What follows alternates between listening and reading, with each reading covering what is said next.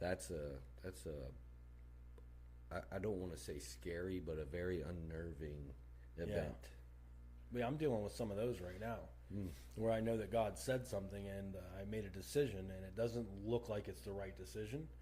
And I'm like, but you just kind of have to be like, okay, he said it was the right decision. Like he said, like I know for sure he said, this about a certain person, so that I trusted what he said and I moved on it.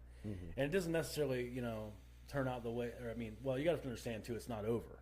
Sure. It's never fully over. You know what I mean? Yeah. Generally, at the point I'm talking about, you're in the middle of it, where you're like, man, this might, maybe this wasn't the right decision. Sure.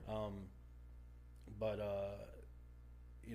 navigating that, I think a lot of it's about resting and just relaxing, and you kind of have to keep telling yourself, like, look, there was these few things that happened before I made the decision that led me to believe it was God, and He said this, so I'm going to choose to trust Him.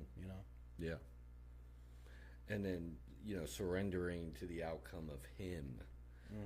He told you to do it, so who are we to not do it then?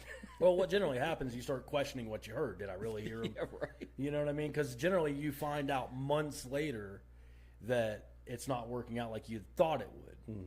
Like, oh, this is going to be great. Like this is exactly what it looks like when God said this, and this thing's going to flourish real quick, and it's going to be great. And then like 3 months later, you're like, this is the opposite of what I thought would happen.